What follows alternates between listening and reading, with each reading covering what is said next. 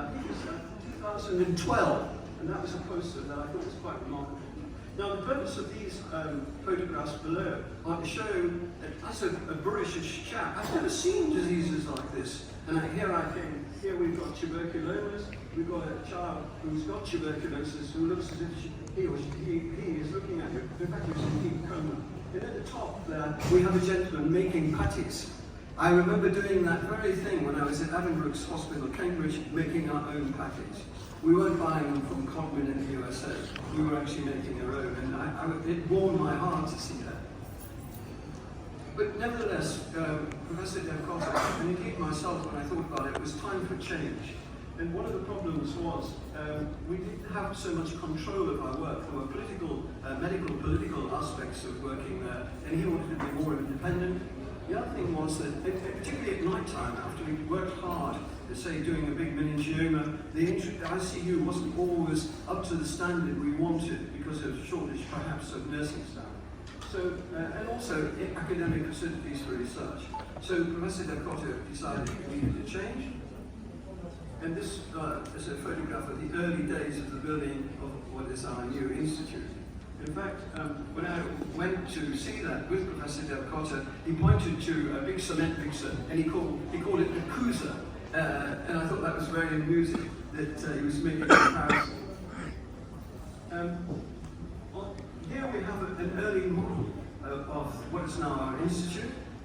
This was basically, I believe, on his concept of the organisation of the Southern General Hospital in Glasgow. And in the middle is Professor Graham Teasdale, who I've alluded to already. I was due to come on that day, and unfortunately there was a bit of a hoo-ha politically. And I was in Egypt finishing exams with the Royal College of Surgeons. I always regret that I just didn't get on the aeroplane and come. I was told I shouldn't come, and I missed what was a really wonderful few days, albeit locked up in a hotel. And here is our beloved hospital now. And indeed, although we have beautiful facilities, we still have the same diseases. I mean, I've never seen anything like that in the United Kingdom. I seem to recall that this was a tuberculous spine with a huge kyphosis. And I seem to remember this patient had virtually walked all the way from Solukhumbu, and we could do nothing about that. But of course, the other thing that I hadn't seen in the United Kingdom was the amount of spinal trauma. I was completely unused to that, because in my hospital, spinal trauma, ironically, is looked after mainly by orthopedic surgeons. So these were the things that I was seeing as a foreigner, and then, of course, these things still go on to the present day. But, so we had essentially the same people as we had in the VA hospital, as it were, broadly speaking, and we had a very clean outpatient facility, which we still have. And the sheer numbers of people in the outpatients was something that just made me go, with my mouth open, particularly in the evening when we just finished operating. Professor Delcotta would go down the stairs very fast, and there would be 50, 60, 70, 100 people waiting to be seen. This has gradually evolved because we've now got teams, Team A, Team B, Team C, and this is a better facility for the outpatients.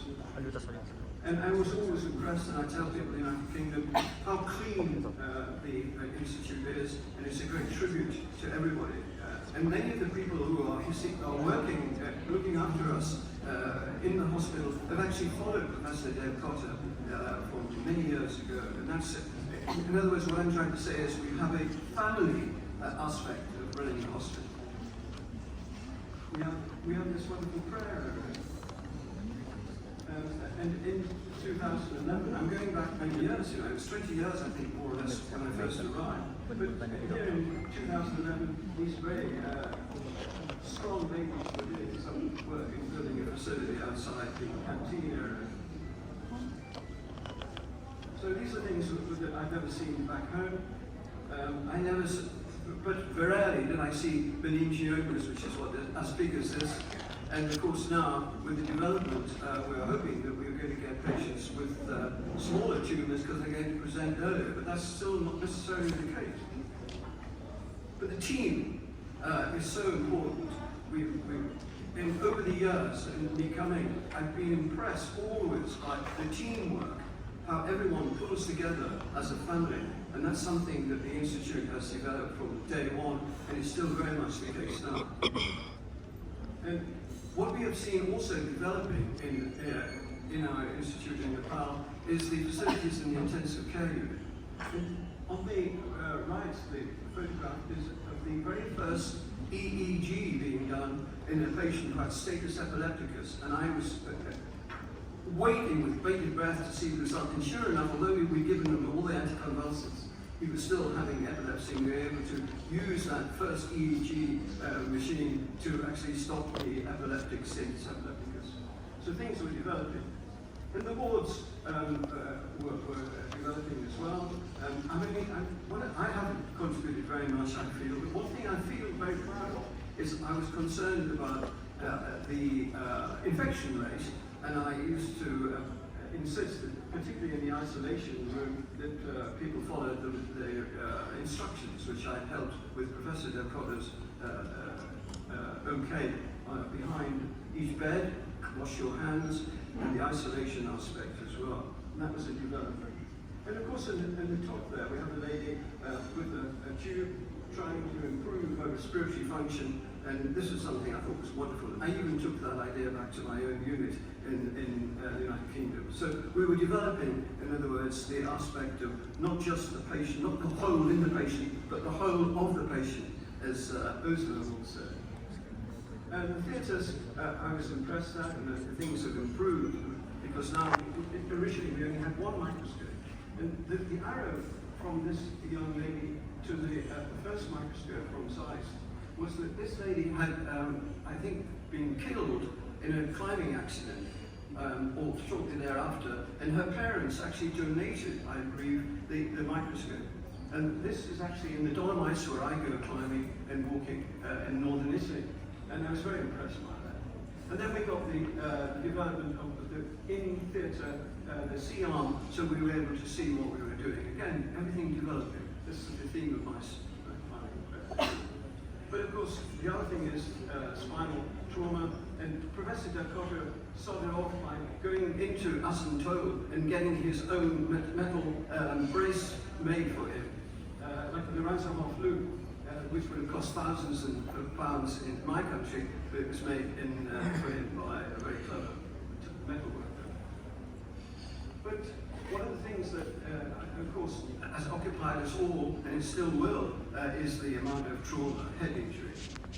This lower slide, with this gentleman's ear coming off, is important to me because it was my first attempt at plastic surgery, because I had never trained in plastic surgery, and we took skin grafts and helped to restore his terrible debriding injury.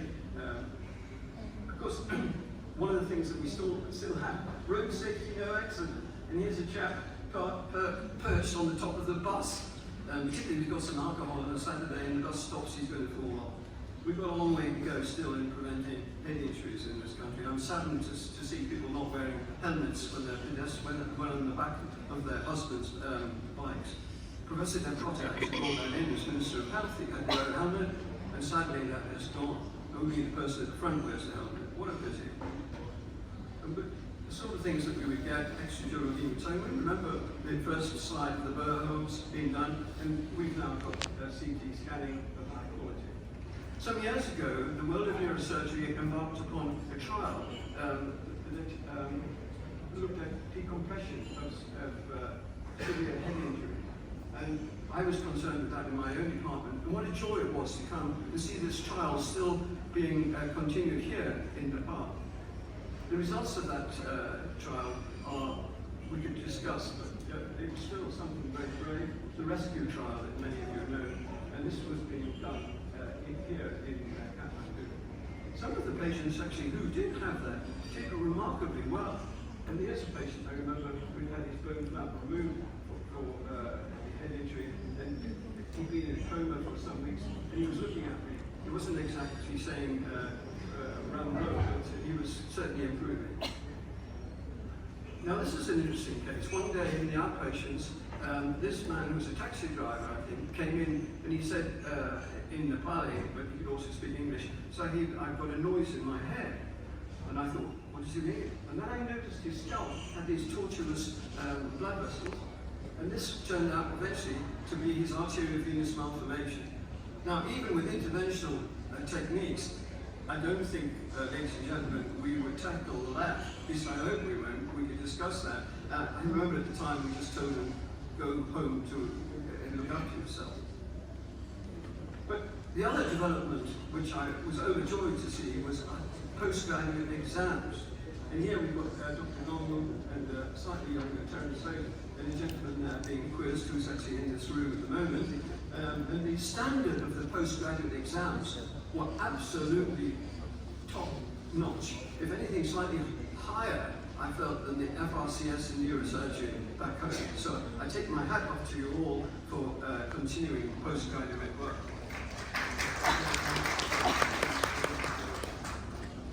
And last time I was here, just almost when I was going to leave, this remarkable case came in.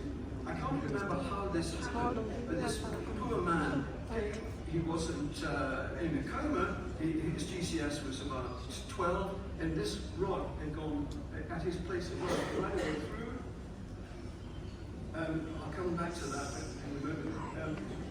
And the teamwork, we had it in the evening, Team A doing a craniectomy, and Team B on the other side doing a craniectomy, and then washing the track through.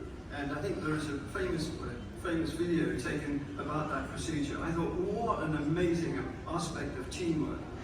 This was about the last patient I saw, I think the last time I was here. Unfortunately, this man was, I think, working in a quarry or something of that aspect, and his friend pressed the fuse too quickly, and a rock came out and hit him right over the sagittal sinus. And I've often thought about this case afterwards, because sadly he died of venous infarction. And perhaps if we'd been brave enough to have gone in and decompressed this with a balloon in his sagittal sinus vein, then we might have saved his life. Question mark. I've discussed that back home many times. Depressed, I think it was compound fracture over the midline. Well, something's got wrong with the slide, but I'll leave that. That previous slide that hasn't worked was just to say that over the years I've sent medical students from Nottingham University, and they've all come back full of enthusiasm and many thanks that you've been so kind to them, men and women, including people who have just qualified and be thinking of becoming neurosurgeons. Now, as we come towards the end of my talk, of course, we have developed, I say the word we, you have developed, Mark, with your team, specialists. And in the intensive care, we've got Dr. Pathak and Dr. Sashi, who are actually looking after our patients, especially in the intensive care. Again, that theme of development. And of course, one of the greatest things that's happened in the last 2 years is the opening of neuroradiological intervention, I think around about April the 8th, 2020, and Professor Pratt has told me that now we've had 800 cases going through the cath lab, and the other figures, look, they speak volumes to them now.